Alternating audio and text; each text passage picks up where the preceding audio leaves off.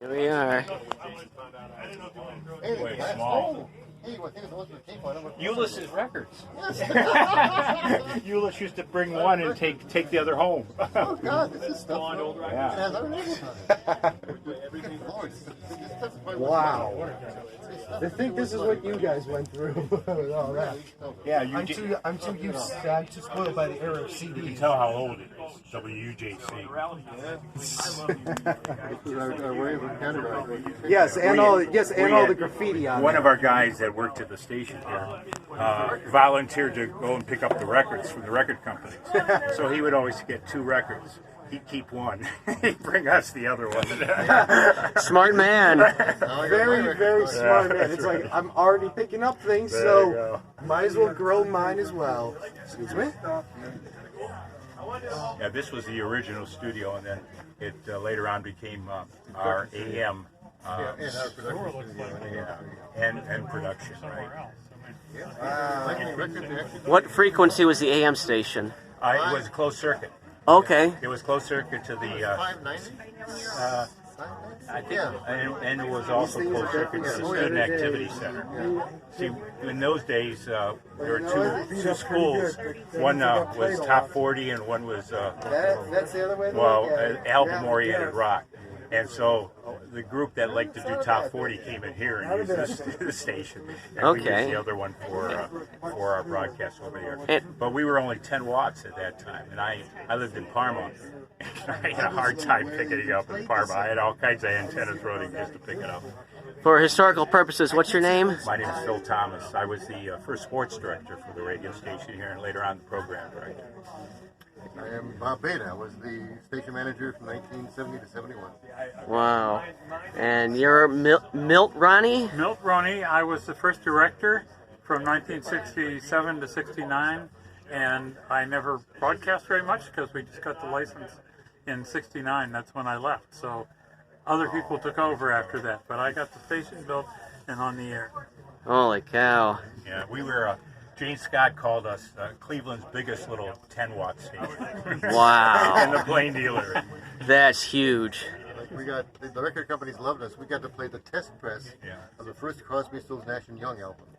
The guy, it was a metal disc. He brought it right from Epic Records, the record rep. And we were the first station in this area to play songs off that metal disc. And it turned out to be the Crosby, Stills, Nash and Young, immortal album. I have a listener that says they heard Yes for the very first time on this radio station. No doubt. Before WMMS. Yep. We were actually considered ourselves competing with them because even though we only had 10 watts, we tried to beat them on everything. The record reps loved it. They would come here and they would give us records and say, "You play it first." Some of the disc jockeys from the other stations, like Billy Bass from WUJC, used to come over here and play because he enjoyed it. And the nice thing about educational radio, or on our end here at the low end of the FM dial, was that we didn't have to compete. So we didn't have to worry about any kind of ratings. So we could do anything we wanted. And we had talk shows, and there was a guy named John Fabry. He passed away, but every Saturday night he had a talk show that was like Trevisano. But we were all there together, and we would be talking on the air, and people would call in, people would come up here. And we had John Denver came up, and we interviewed him. Greg Morris came up from the TV show Mission Impossible. So they all knew that we had something to say, and in fact the Belkins used to give us tickets before they'd give them to other stations to give away, so we used to get tickets for all the concerts. Wow, that's incredible. Yeah, we had a great time. It was a good time. It was a great era for radio, great era for music too. All this stuff was new. Yeah. Like no one realized it become classics 60 years later, but then it was just new music. New stuff. It's incredible. And I think there is a recording of you on the top 40 version of the station. I think it's you. I think Mark Krieger has it. For it?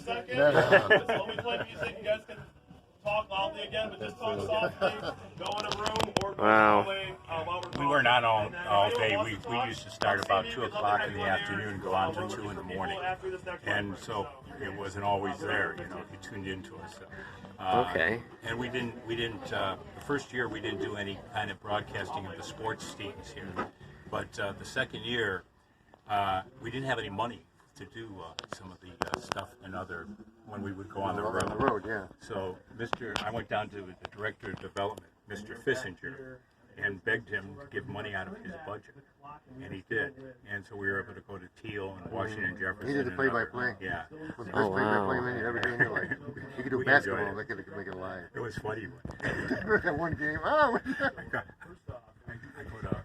go to Case Western Reserve to do the game, and we had to always tell the telephone company where to put the hookup so we could go and hook up to them. And I usually get it right on the floor so I can get the crowd sense and everything else. Well, this time they put us in a soundproof room up on the roof. And so I called Bob and I said, Bob, it's going to sound like I'm in a closet because, there's nobody here. He says, no problem, I'll take care of it. So I do the game and everything else. You don't hear all the feedback. You only hear yourself of what you're doing, so you don't hear what's going over the air. So I come back to the station, he's laughing.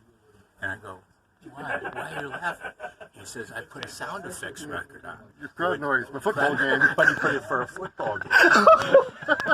So, I hear the background every time John Keller would score. We're away, hold that line, hold it back down again. I go, oh, This still sounded like it was, live, correct? Thanks a lot, Bob. But he was helping. All right.